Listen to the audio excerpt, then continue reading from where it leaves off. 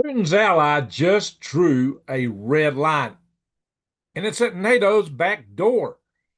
You're about to see why the world is getting closer to World War III than most people think. And it's not exactly comforting, my friends. Europe is back in the spotlight, potentially dragging the US and the rest of the world into World War III as Xi Jinping smiles. All is going according to plan. Taiwan and U.S. forces in the Pacific, look out. This bait and switch might be on you. Now, yes, you got to remember, we're just 2 weeks from the sea states being just perfect in the Strait of Taiwan. Maybe all this is to keep us distracted. It might get even hotter to better distract us. This might be a little drug deal that Xi Jinping may have made with Putin, and also maybe some activities with North Korea, as they just had their big meeting a few weeks ago for the big celebration they had in China. So, stick with me, silverheads. We'll break down Russia's drone warfare escalation, NATO's responses, Poland's bold moves, and why you need to pay attention because global security isn't just news, it's survival. And today, you may need that. Anyway, as you know and probably do by now, early in September 2025, an estimated roughly, varies according to who says it, 19 Russian drones crossed into Polish airspace. The Polish Air Force shot some of them down. This was the first time a NATO member fired on Russian targets during a conflict uh, and within NATO territory. So in fact, Poland shot down several drones, sending a clear message that our backyard isn't your playground. But there's consequences. Anyway, and furthermore, to make it even more interesting, Russia just sent some drones into Romania, to further, I guess, test the waters, to push the point. Even after NATO's big response here. So this is getting big. It's escalating. And you won't believe all the claims and threats made over this.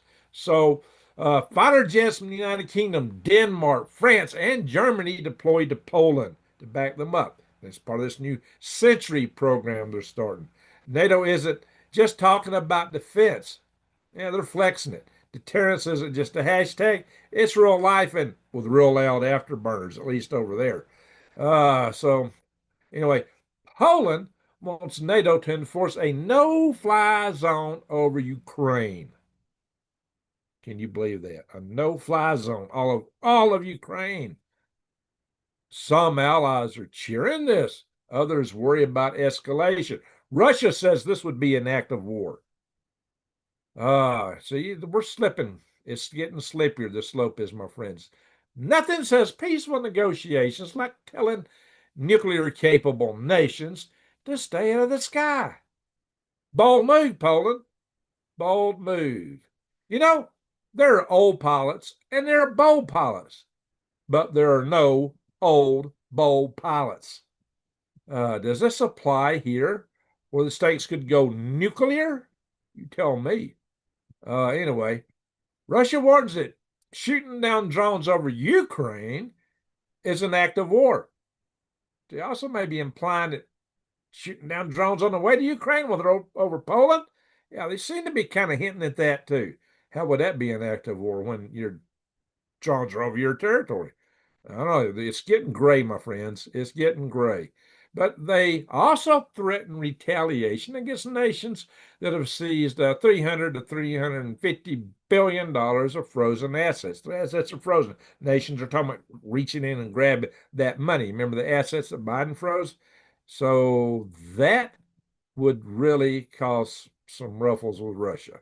It's not just the money, it's global strategy hanging in the balance.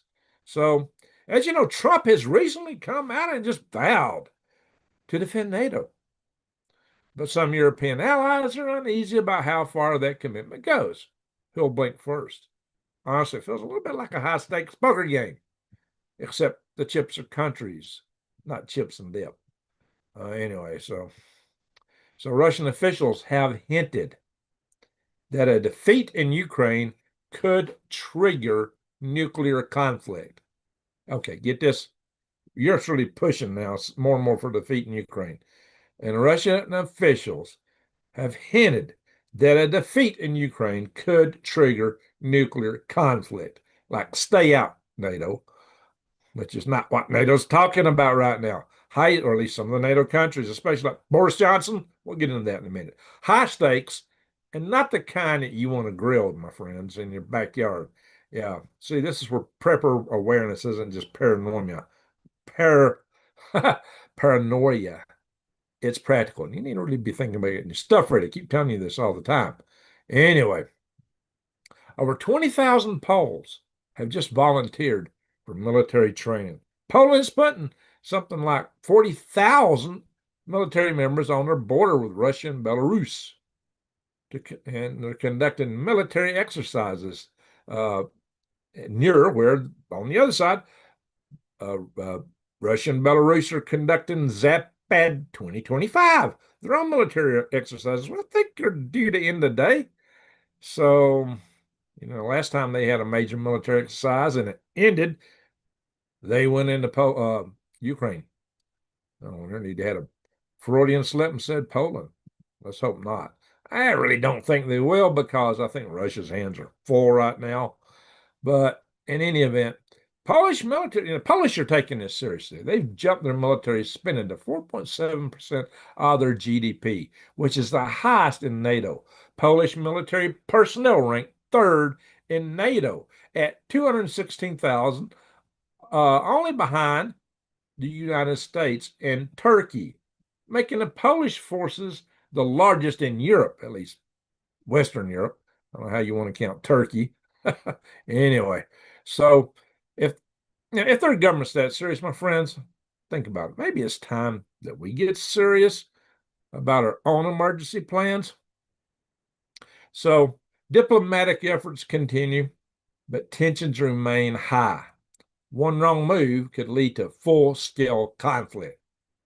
So, question, is this the next move that will come? Who will move first? I don't know, guys. So think about these things. Recent developments show that just how fragile international relationships are. Dialogue and preparations are key to preventing escalation, but it appears to be in hard reverse. We're just backing up. Nothing's going forward in the world of peace in this part of the world. It's just getting worse every day. And then you add to it, this whole thing may be a bait and switch for China. That's what I'm expecting. So I'll get into the chat room here in a little bit, my friends. So, now some claim that Putin has just tied his whole grip on power to one thing: endless war. This is what Ukraine's putting out, but this ain't too far from. He might on endless war, but this isn't too far from the truth. Of course, like I said, this means that the conflict in Ukraine isn't going anywhere, not anytime soon. So, what it boils down to, and I've told you guys about this in the past, that a strong man, authoritarian strongman can never appear to be weak, which means they really can't back down. When they do, they're typically toppled. And when they're toppled, they usually take a flight out of a high window without any wings. Interesting flying lessons, like a lot of Vladimir Putin's dear friends have when they got a little less than friendly to him. So, he fears it would be his turn. And I'll show you in a little bit some articles where the Russians, according to some polls, are beginning to turn against the war, which could put the bears back up against the wall and cause things to get ugly fast. So, because like I said, Putin, what I tell you all the time, these governments, they're looking out for their own, not their people. They don't care about their people. Look, you think China cares about their people? They did. The CCP wouldn't be in existence anymore. So when I say China, I'm really talking about the CCP, not the country, not the people. The people don't want it anymore. Of course, the lefties over here haven't figured that out, because that's what they're begging for. Good grief. But anyway, so I'm going to go in the chat room a little bit. I'm not seeing it at the moment. And I should probably open it on my phone so I can at least see if somebody says something good. Hang on, guys, for the coffee club people in the morning. I am messing up logging into my phone. I hate when I got to constantly do a password. Let me click this here. Go in the chat room a little bit. I'm seeing it. I thought I had volume turned down. All righty, guys. So there we are. So if I get a super chat, at least I can see it. Oh yeah, I want to thank Kim Possible. She did send a super chat other night in the last session. So I want to give her a thanks right now, and I will later because she may chime in later. Anyway, I missed that. So my apologies, Kim. All right. Let's get back to this. So Putin openly ties his domestic legitimacy to continued conflict with Ukraine and the West. When a leader's popularity depends on fighting, peace is basically off the table. And maybe this is why Trump is having such a hard time getting purchase with it. You know, Putin will tell them, hey, we're okay, but then they'll turn around and just attack in droves. So Trump's getting tired of that.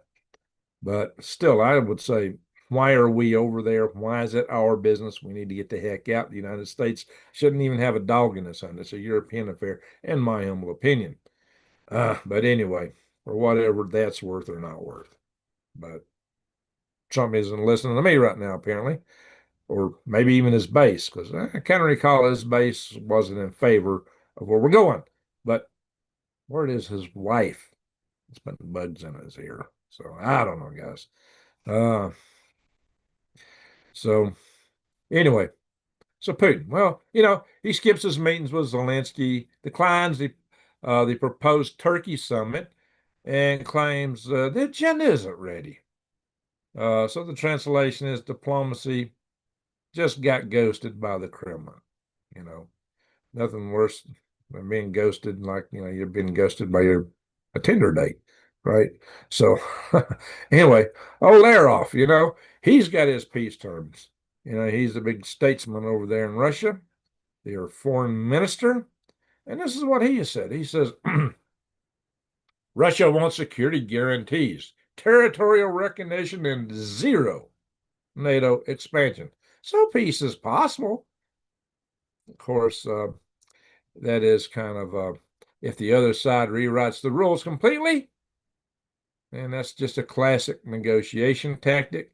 It's basically like saying, we'll agree to peace on our terms or no peace at all. That's basically where the Russians are coming from, which suggests they really believe they have the upper hand at the moment, despite these claims if they lose. And I think that's just a warning to NATO to stay the heck out.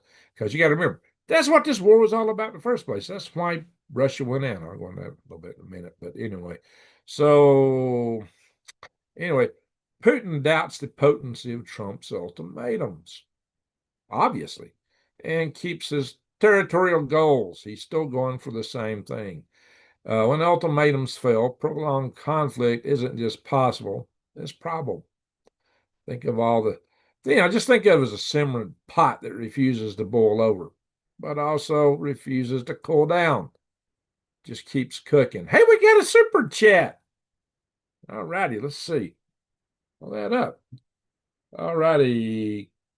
Kotuko Wadapico. Hey, didn't you send me some pictures years ago?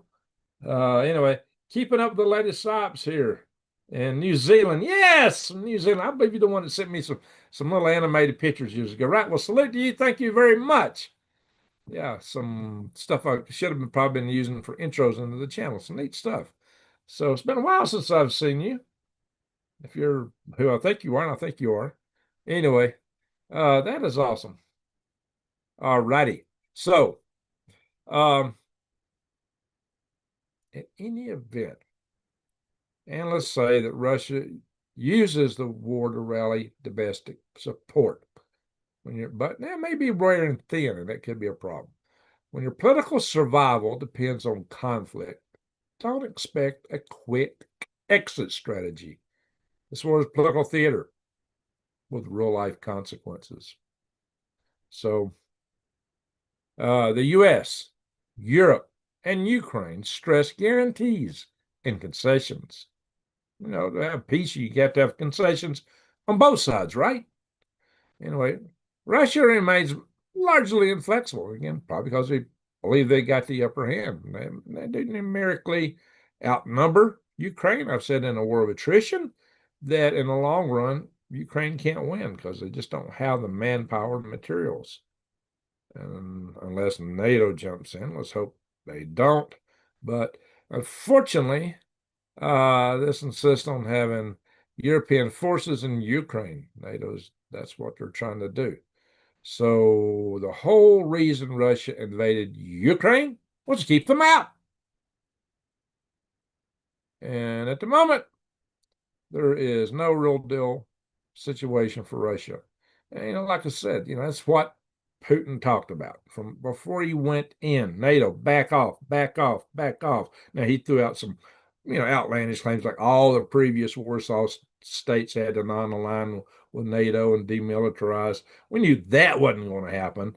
And nobody tried to negotiate with him. Nobody took it seriously. Nobody talked to him. Hey, Pete, what's up, man? What's your that's what George W. used to call him, right?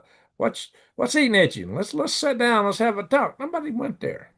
They just kept pushing NATO on closer and closer. And as I mentioned, the Russians are very paranoid, and they got good reason for that. They've been invaded so many times from Europe. The current Europe, I have a hard time seeing them doing that, and they probably wouldn't have been militarized if it hadn't been for Russia, moving into Ukraine. But now Europe is militarized and standing up. Maybe that's pose a real risk to Russia, and maybe it makes Russia a little more paranoid. But look, during World War II, yeah, I was 40 million, some crazy number of Russians pushed daisies due to what happened in World War II. It was awful for Russia. Awful. I'm not saying Russia's great and wonderful, because they were awful in Ukraine during the Holodomor and other things. So, there's nobody innocent in this game. Nobody innocent. So, uh, but it's going down. Russia's restructuring its economy to sustain long-term conflict, as we've seen that. It's just in energy production and industry. The ripple effects hit global energy supply chains and markets. So yes, your heating bill could just become another geopolitical headline. You expect it to go up, right? So just when the heck is energy bills going down? Not much. So bottom line, Putin's ties to Russia's futures to conflict and instability aren't going anywhere anytime soon. Global actors must stay alert. Swivel heads, this isn't just Ukraine's war. It's a warning shot for the world that we may be slipping into the abyss. Now, like I said, I like to see the United States back off and say, Europe, this is your baby.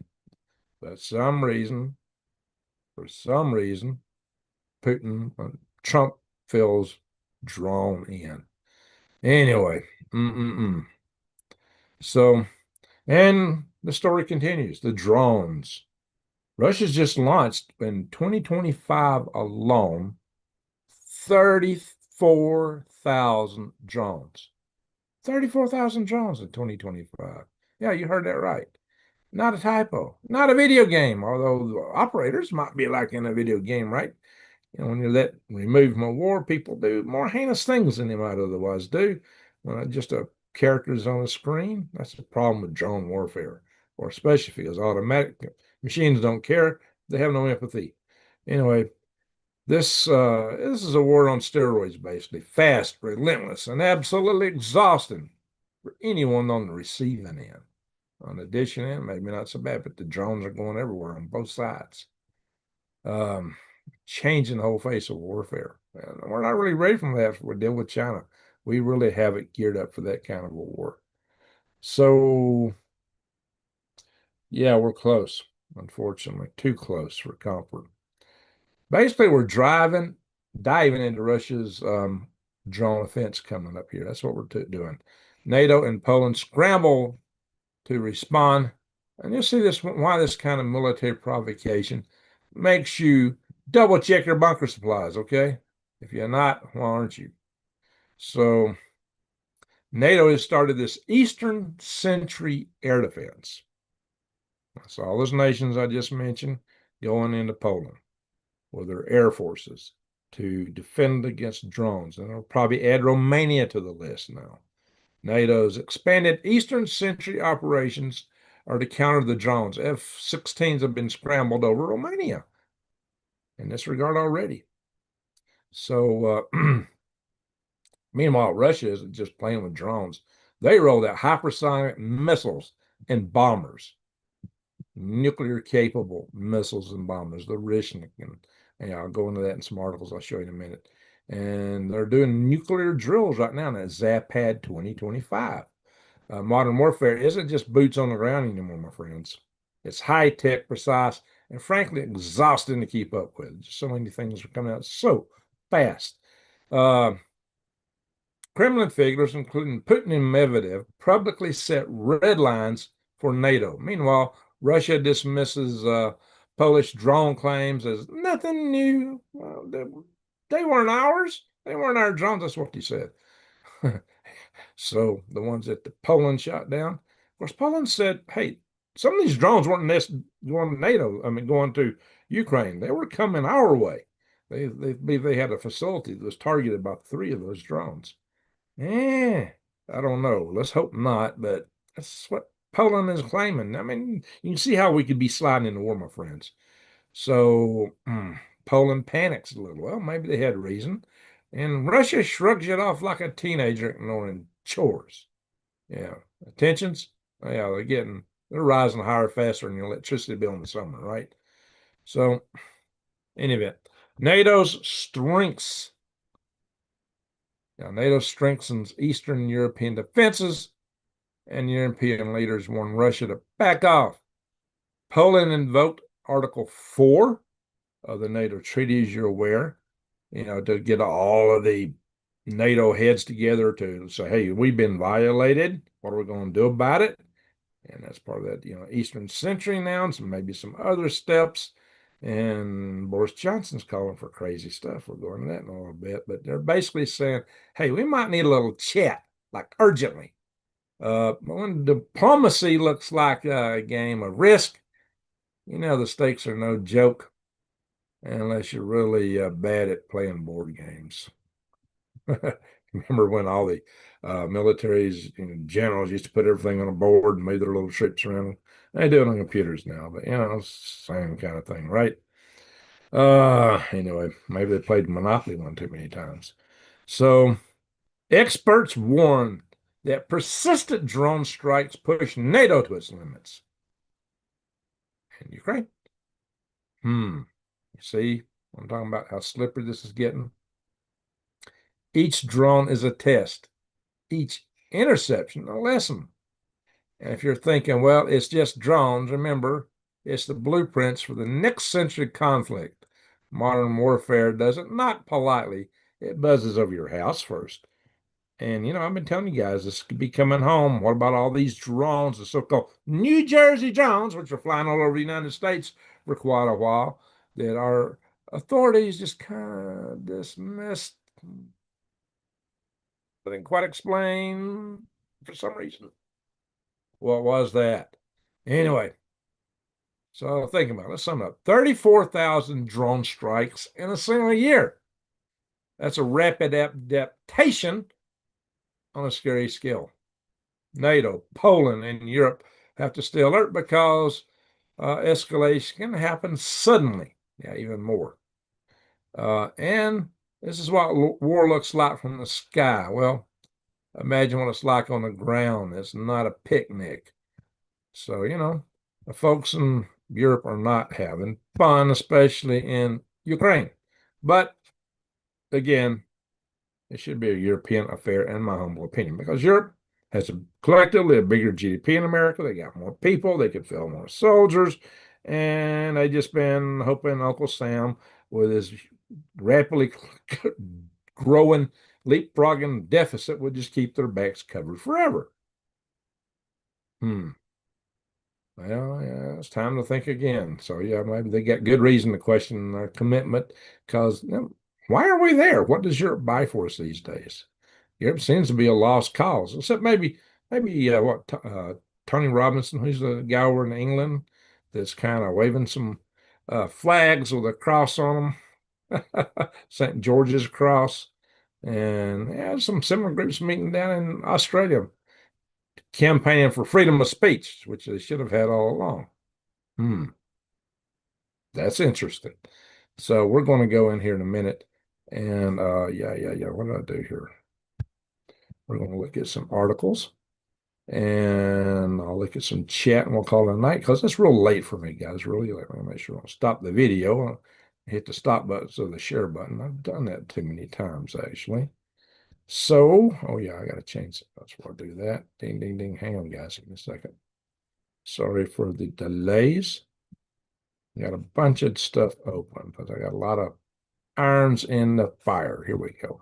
That. Hit share, and we should be good. Yes, good. Alrighty, folks. Sorry for the mechanics taking a bit of time here. Anyway, like I said, some of these articles just reinforce what I've already told you.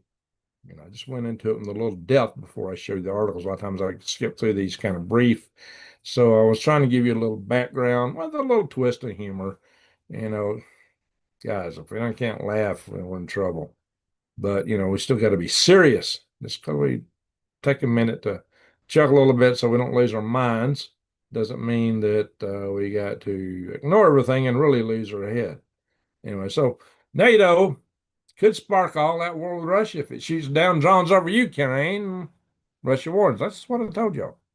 And Europe, is fearing invasion. That's kind of hard for me to swallow right now.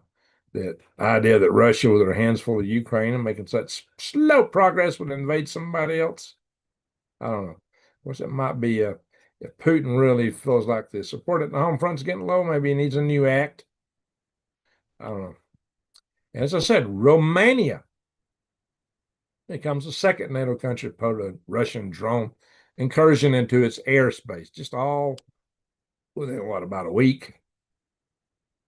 So there you go. It's getting more intense. There's no other way to look at it. And here's our good old buddy. I say that facetiously. Boris Johnson calling for European troops on Ukrainian soil, and he tells the Russians to back off. This is the man who, when Vladimir Zelensky and Putin were actually negotiating on the verge of a peace treaty right after Ukraine had pushed the Russians way back and held a lot more territory than they do today, before so many lives lost, so much property destroyed, Boris Johnson went to Zelensky and says, no, don't do it. This man needs to shut his pie hole. Jeez. This guy is a war hawk, and he runs the risk of pulling the whole world into it. So I really just don't want to hear nothing this guy's got to say, or much even it comes from Kyiv Independent or Envy, the new voice of Ukraine. I'll show what they're saying, but you got to understand they're saying it because they're trying to drag us in. So that's their strategy. So what Zelensky wants to do is drag us in. And a lot of Europeans, like Boris Johnson, in the same boat. Anyway, in fact, he didn't want it to end when it could have ended. That's my problem. Boris, you got a lot of blood on your hand. A lot of blood. And a lot of gall. Jeez. Turning a point in war. Russia ramps up drone production. Like I said, they're making more and more of these things. And so that's going to be a real problem for Ukraine. And that may be Russia's plan to win. So this is about the Eastern Century, the European flank that's being provided by so many of the NATO nations with their air forces. So this is big news there. We talked about it, so I ain't going to go into any further. But here's another new wrinkle. We're talking about locating two B-52 Stratoforces to Europe. That, you see, it's just going up, and we ain't backing out of it. That's my problem with it. Why isn't the United States backing out? What do y'all think? Anyway, See, now Putin has positioned Tu-22 M3 long-range bombers, strategic bombers, in this big Zapad 2025 drill that's got going on, of course, and they're playing with forensic missiles, and they're actually doing nuclear practice drills in this exercise. So even if they back out and go home, there's a little residual something there, which means it might come back. I don't know, guys. This is everybody's playing brinkmanship, and brinkmanship is dangerous when the stakes are so high and accusations are flying around like they are. So you tell me. Um, And then Ukraine drones hit key chemical plants, and because they're so deep in Russia, some people are saying this is a escalation toward World War III. Well, this has kind of sort of been happening. I don't know that this is that much divergent from the news we've been reading for the past few months as Ukraine's striking deeper and deeper and keep doing it. But, it might, where's the straw that breaks the camel's back? When does Russia lash back even? Remember, Russia could use tactical nukes on Ukraine, and probably before they would think they would lose, that's a possibility. And therein lies your path to escalation. Anyway, this is a kind of article I was talking about earlier. No point in beating that dead horse anymore. This again is the ramping up drones. This is just another article on that. So now Russia is running into some problems, though. Their central bank reveals their GDP is shrinking. A sign that Putin's war economy has slipped into recession. That doesn't mean he's going to stop, but that does mean he's got some challenges, especially since some polls, we know polls can be greatly inaccurate, but there's this poll that was done by the independent Levada Center in Moscow. They claim that 2/3 of Russians, or 66%, are calling for peace. Well, there is hope. There is hope. However, if that peace means Putin is, not the strong man in charge, then he's taking a little flying lesson out of high story window, or in some manner pushing daisies. That's going to be his fear. And so he's not going to go for this just on his own, not easily. And that's where war chances come in. But Trump may actually now have a plan that might possibly work, maybe. His other plans didn't, but this one might. Bold plan to end the war quickly. So what he's calling for here is that Europe quits buying oil from Russia. Europe's making all this racket about attacking and defending themselves from Russia, being scared of Russia, and wanting daddy U.S. to defend them. All the time, they're buying a lot of oil from Russia. Excuse me? What, do you understand why we in the United States just have a hard time taking this serious? Come on, guys. And we also look at your demographics, what you're doing, letting all the people in. Guys, you ain't even going to be existing in a few years if you don't change your ways. So why should we risk the desolation of our nation from a nuclear war with Russia unless you change your ways? So this is what, freedom of speech, like Robinson over there is pushing for. So, guys, this is it. This is the prospect that might work. He is saying, okay, if you quit buying Russian oil, I will impose these bigger sanctions on Russia, and together that will almost shut down their economy, or at least take a lot more wind out of their sail. And if the public is turning against Putin, might just work. Might. Then again, it might just make the bear says, okay, it's time to push the buttons. We don't know. This is a gamble. Everything is a gamble in a war like this. The best laid plans of mice and men, right? Like they say, no good plan of combat survives first contact with the enemy. That's the problem. Oh, what is this stuff? Now, some are claiming that Russia is losing the war in Ukraine. Joint Chief Staff Chairman tells Trump, we'll kick their derrieres. Yeah, And a special presidential envoy, Keith Kellogg, is chiming in with him. This is General Dan King that's telling Trump this. Yeah, we'll just kick their derrieres. Really? What I said about, plans and, first contact with the enemy? Yeah, we better think about this stuff, guys. You don't want to play Russian roulette with the Russians. Honestly, this is pushing it. Why are these guys pushing this? Are they really deep state? Yeah, but Trump seems to be listening to some of these guys. I don't know. Um, that's dangerous. You see what I'm saying? We could slip into it and do it from our own side. Even though we had hoped that when Trump got in office, that the European theater would be something that we weren't part of and we could focus on China. Oh, no. Like I said, Xi Jinping is real happy with this. Oh, yeah. Trump, quit playing into Xi Jinping's hand. Come on, have a look. See what really matters to our country in the long term. Anyway, in other news, good old BB. I say that facetiously. BB Netanyahu. He struck Qatar. We haven't talked about this. Gutter, as some people call it. Qatar, gutter. Neither pronunciation comes anywhere close to how the natives say it there. And I got a buddy from there. Used to keep bees on my place in Tony, Alabama. Guys, if I hear it 3 or 4 times, I might be able to pronounce it maybe for a minute. It's not something natural to an Anglo verse tongue, the way they actually pronounce their country. You never hear it on the news. He told me, it's like, whoa.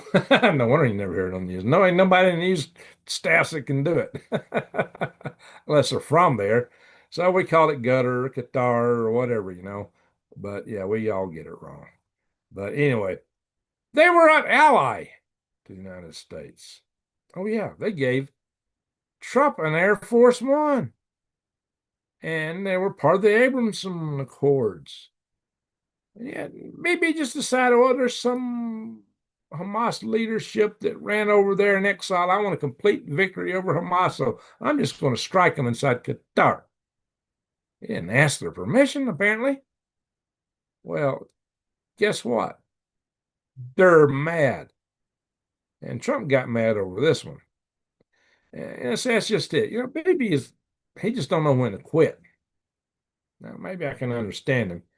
But, even uh, Charlie Kirk, who had been a promoter of Israel, he got kind of a stomach full of some of the things Bibi was doing with regards to Gaza and some of these other places. So a lot of people come and say, oh, look, he was anti-Semitic, blah, blah. No, he wasn't. He supported Israel, but he couldn't stomach all this. And he did point out something that is very true, which I've kind of said a few times. The current state of Israel it's a secular state. It was called together by the Rothschild family, basically, the Balfour Accords. And, they're not exactly an angelic family, if you know what I mean, unless you put some dark wings on them. Nadia Lumi, flip that around like the word nug. That seems to be what a lot of people think with regards to that family. The Rothschilds, Red Schilts. Yeah. If you don't believe that, look in the capital of Israel, who the street around the main government buildings is named after. In fact, they paid for the main government buildings in Israel. Yeah, the Rothschild family.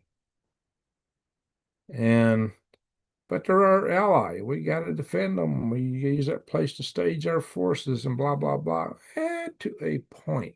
But Israel is only Israel's ally, and not even really an ally of their own people. He's pretty unpopular amongst a lot of his own people there. So I can't say this on this channel because I'll get beat up. But, something happened to a certain U.S. ship. Go to Wikipedia and look it up. They kind of gloss over it a little bit there. So it was mistaken identity. as the crew on board was getting blasted and on their radios and flying a huge American flag. We're American. We're American. Stop, stop, stop. Calling them, calling our guys. Stop this. It went on for a long time. I can't really talk about it here, so that's all I'm gonna say. Hope y'all can see me tomorrow after this. I'm stepping on really thin ice here. But hey, like I said, you gotta when your friends do stuff like that to you, you really gotta wonder. Anyway, so China's got a new missile, the Dongfang 5. Dongfang 5. Boy, that's a funny word, right? It's liquid fuel, multiple warhead, MIRV, multiple reentry vehicles, multiple independent reentry vehicles is what MIRV stands for. This article claims that the Dongfang 5 can carry 10 MIRV warheads, and we'll build a bunch of them. Remember back in the days when the late great Dr. Peter Prow was alive, and we were talking about all those silos Russians were putting in, and all the missiles they could put in them, and with their MIRV capability, how that would support like 10 times more missiles than the world was claiming, or warheads, and the world was claiming Russia has. You look at all the rocket forces, you look at this stuff, and oh, China just got this many, but we got no way to go in and verify. Yeah, what kind of full game are we playing? Peter Pry didn't buy it. Peter Pry rallied against that and rallied to get a grid hardened. Former Congressman Kurt Weldon, he's made some interesting allegations. I don't know if I can even say them, but he basically says there's a way to invoke a rapid form of Surcan. You know what I'm saying? And certain agencies have this. He thinks. I'm not saying this. I'm just saying he thinks. Because he worked closely with Dr. Pry on that Congressional EMP task force. He thinks it wasn't natural. Let me just put it that way. He thinks Pry was taken out. That's his claim. I don't know, but that's scary. Pry was a good friend. I could call Peter Pry up anytime. Peter, what's happening here? He'd answer the phone and talk to me, maybe for an hour. Good man. He really cared about things. So if you look at this missile, it's supposed to be a liquid fuel missile, but all the stuff I'm looking at right now, when I'm trying to look up the fuel, they all just say storable liquid. So they claim this thing is going to be on the radio at all times. A lot of your fuels are too caustic to do that. Although we're seeing some signs or there's some line-ins on some of the nozzles and some of the things that may have countermeasures against the caustic nature of some of these fuels. The other fuels quite often used are like liquid hydrogen and liquid oxygen, which boil off real fast and have to be replenished all the time. So that's kind of a hard choice to keep in a missile like this. A lot of times the liquid missiles are fueled up before launch, but China's saying these are ready all the time. So what kind of tricks are they pulling? See, these liquid fuel missiles can be heavy lift missiles. And this one is being compared to the Sarmat, the Satan II missile of Russia, except it's online faster than the Sarmat, apparently. Could it also fly over the South Pole like the Sarmat? I don't know. But they claim they can get anywhere in the world. So you got to watch China, my friends. You got to watch China. They play Sun Tzu. They play chess and we play checkers. So anyway, this is all about the Dongfang 5. Like I said, I've been trying to figure out what the fuel is. They're not no great avail. Anyway, earthquakes in the world. Just had a recent one here in Alaska. Look at this. A 3.1 in Graham, Alaska. And they had a 6.0 over here in the Kamchatka Peninsula. So, that place just keeps having a lot of big, hard earthquakes. Like when our New Madrid fault went off, it went off for months. And big earthquakes. Look at this, guys. down here, Peru, 5.1. They got a lot of shaking going on. Got a 5.1 here off Malta.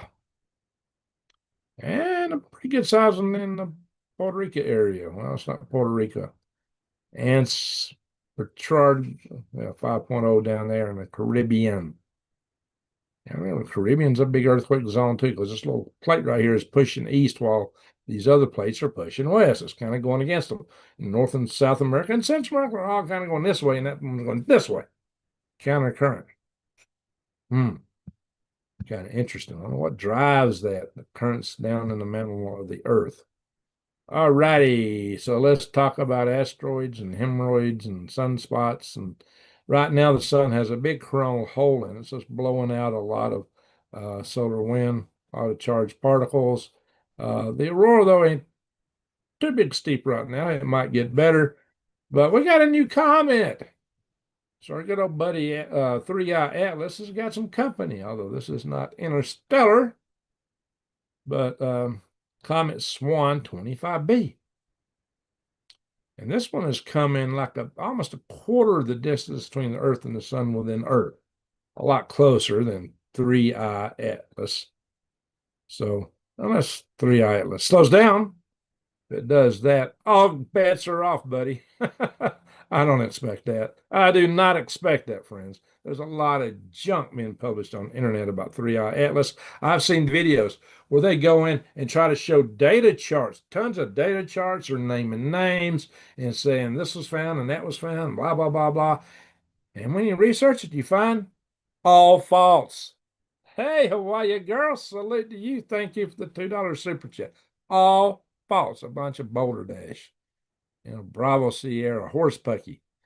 People are watching this stuff and yucking until they notice sometimes they will say, and Dr. So-and-so in one scene, and they'll show a picture of somebody, and another scene, they'll refer to the same name, and it's a different picture. Then some picture, oh, there's something fishy here. Well, there's a lot of fishy stuff and some content out there that you're seeing, which is quite often all too popular. People yuck that stuff up. It all sounds, oh yeah, you can make it sound official. Well, Dr. So-and-so and blah, blah, blah at this university and that NASA center and Ames, blah, blah, blah, and this lab and that lab. Man, people can say anything they want to say and pretty much get away with it. So that's why you come here. I keep you grounded. It's like got my feet in a worm farm grounded. My head may be in the stars. That's a fact. I'm a space guy, but my feet are firmly in the ground. So I try to keep reality in focus, my friends. So that's pretty much what I wanted to show you guys here. With the weather, the asteroids are like, we'll talk here in a minute. But you got one asteroid coming between the Earth and the Moon that we know of. Remember last time I showed you this stuff, there was none coming up, and several have passed us since then within that distance, but not too close. We got one coming in just a little over halfway out between Earth and Moon, and 6/10 of the distance between the Earth and the Moon, which is beyond our geosynchronous satellites, which is still way out there. You remember, the Earth's only 8,000 miles in diameter. It's 250,000 miles almost to the Moon, 233,000, something like that, but almost a quarter of a million miles to the Moon. So 6/10 of the distance is still a pretty good miss for something that's 22 meters in diameter. Unless they're wrong or piece breaks off. It's coming at 9.7 kilometers per second. That's fast, but not near as fast as some of these others. So, yeah, it would probably explode in the atmosphere. As my German friends would call it, atmosphere. And somewhere they say they're practically identical to ours. Well, a slight little difference in pronunciation. Atmosphere. Anyway, all right, let's stop the share. Have no fear for the atmosphere. Anyway, what's the word for fear? Difficult fear. Sounds like fear, but it's not fear. I don't know. Fojist, watch out, but I can't remember. That was the word for fear right now. Maybe somebody will remind me here. All righty, guys. So I'm gonna look at the chat room, see what you guys are saying real quick. And I will also go to my phone in case Kim Possible is hiding in the room. Oh, I got Michelle Young in the room. Oh, yeah, I'll definitely check my PayPal here in a minute. Haven't seen you in a long time, Michelle. How are you doing? Hope you're doing well. We've missed you. And this is crazy late hours, so I'm surprised you're with us. I got to get up early, so I can't do anything too long. I will check this. Ding, ding, ding, ding, ding, ding. In fact, I'm checking. It's not a requirement to take any action. I'm just checking. So I like to give credit when and where it's due. And I missed it last session with Kim Possible. I didn't notice till later. So hang on. I'll keep it open for a little bit.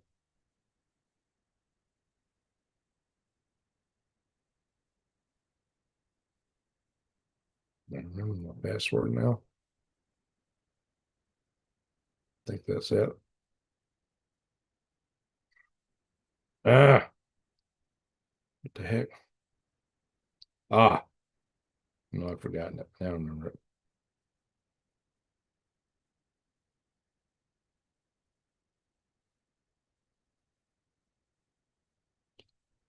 I used to not have to do this. It would just come up every time I'm already logged in. Now suddenly I got to enter it all the time. Well, how do I get that wrong? I can check my email. That's another way. I just have to go to my email. Yikes. Email. That might work. That should work. Go to Ring Ridge email. Ding, ding, ding. Oh, yeah. Got some. I'm going to see what it is. Michelle. Oh, very nice. We got a super chat from Michelle, $10. Thank you, Michelle. I knew I should check that. And thank you, Kim Possible, if you're in the room. So I'll repeat that until we actually get confirmation of her being around. Because I missed it last time she was in there. Oh, now I get to Bing notify me in the email. All righty. So, yeah, let's go back to the chat room. Hang on, guys. Gotta move some stuff around here. So there we are. Woohoo. Well, woohoo to you too, Michelle. You and Hawaii Girl. Hawaii Girl is always a good supporter. So, Jesse Talbert, how you doing, buddy? Space weather kind of weak lately. Yeah, might pick up next week. That's true. Yep. And let's see. No worries. Sent you some love. Although I could use it right now. I have been wrapped around the axle so tight. Couldn't believe it. So, what'd you guys think about the way I led? I'm trying to, improve my game here a little bit. I'm trying to mix some a little more humor, change the format a little bit, trying to make things more interesting for you. Oh, we got another one. Got another one. Oh, Kim Possible is in the room. $20 super chat for Kim Possible. Thank you, Kim, for the one last time, which I missed, and the one this time. Salute and salute again. Thank you very much. That's a salute for each time. Thank you, Kim. We really appreciate you. So that is awesome. Awesome sauce. All righty, guys. So let's do a quick run through in the chat. And how long we been here? 53 minutes. Yeah, we need to not be here too long tonight. Stray Kitten, good to see you. Jack Huffman, Vivian, haven't seen you in a while. All the Sun, DDXY2K, okay, in Central New York. John Patel, am I saying it right? Patel, good morning. Rodney, good to see Rodney from down under. Mr. Mission Control. I said, I took care of it. I hope you took care of something, got something fixed. But we need a lot of fixing going on right now in the world in the shape it is. X-Dragon, how you doing? Good morning to you. And Jason Smith. Jason Smith's now, I suppose. Arnold somewhere in here, I imagine. We'll see in a minute. Warning signs, Montegraph, October, what's that? Rens, Ephesians, 5:11, exposed to darkness. Let's have some interesting. I did catch, after we did our last video, he happened to be live when I was trying to process stuff, and I watched him for a bit. Kind of interesting. Monograph is interesting. Fazioli, how you doing, buddy? Puby. He's not listening to his base at all. And who's not listening to his base, Puby? Oh, Putin? I don't know. Or Zelensky. They don't like Zelensky in Ukraine. There have been huge protests against Zelensky. The streets have been full of protesters. Or just been more news than I can even possibly talk about here in short order, guys. Things have been going crazy. Keeping up with the psyops here. Yeah, that's true. How we say it right? Kutuku. Pardon me and forgive me. I know I'm probably not pronouncing that properly, but I'm trying. So yeah, you're the one that sent me some pictures a while back. I'm pretty sure that was you. Fix Flix Flux. US and Russia are having joint UAP discussions right now as well. Yeah. Well, here's the strange thing. There's actually a couple of US soldiers that are over there observing inside of Belarus the Zapad 2025. That's actually a good sign. I think so. There's hope. There is hope. Well, it's getting very sketchy. Going to be a wild end to 2025. It's going to be a wild ride to the end of the year, no doubt. And then the year is coming up pretty darn fast. We're over halfway there, guys. We're the equinox is almost upon us. Fall is almost here. Fall, winter, and we're in 2026 before you know it. All right, thank you for calling for the thumbs up. What's for dinner? Having chili here in Arizona. I'm kind of trying to keep low, but chili sounds really good. I probably will have chili Wednesday night. And I got me some little Fritos chips to go with it. Hello, I'm up early. Hey, Marsense. Always hope. That's right, all of a sudden, there's always hope. I tell you, love is really the answer, guys, to all this mess. Well, thank you, Michelle, for calling for people to donate to my button. Oh, yeah, guys. Steely Dan's in the house at this crazy hour. All right, guys. So, y'all might remember I've been telling you that, with the dollar weakness, all the economic uncertainty, you might want to check out Defy the Grid. But you can buy gold there. They say if you can find a better deal anywhere else, they'll meet or beat it at defythegrid.com. You can get gold bars, coins. You can get silver, platinum, copper, palladium, all kind of stuff there. And you can buy these and get these little gold backs, which I think so highly of. Defythegrid.com and use discount code GreenGrix. All right. There you go. My page is supply. Well, thank you, Michelle, for sharing all these links.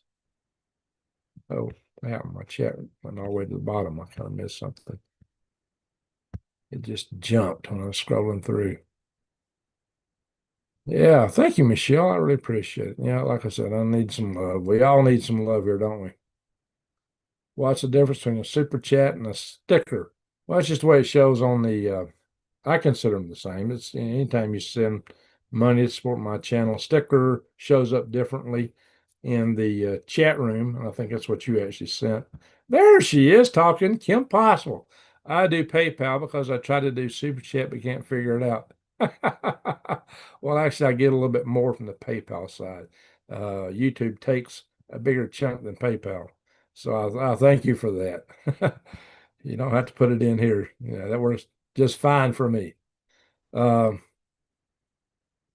That's right, Michelle. She's got it. So can't afford aluminum backs. I resemble that remark. Yeah, I don't sound a big pile of those. I'm gonna tell you that. So all right, Stray Kitten. So well, I've gone through the chat. We've gone through our stuff. We're hitting the hour mark almost. And I got to get up real early. It's already almost 2:30 in the morning my time. And I can't just go straight to bed. I got a little processing to do with this and a few other things to do. So I'm not going to get a lot of sleep tonight. So I just want to, but I just want, I haven't talked about this kind of news in so long. I just had to bring it in here. Oh, yeah, by the way, I got a video I've uploaded, which should go live sometime tomorrow over my Galactic Greg's channel. Everybody's seen this orb they shot with a Hellfire missile in Yemen? Oh, that's just part of the story. Oh, we've shot at several more. We've shot at or tried to shoot at orbs like 9 times. Put my thumb in.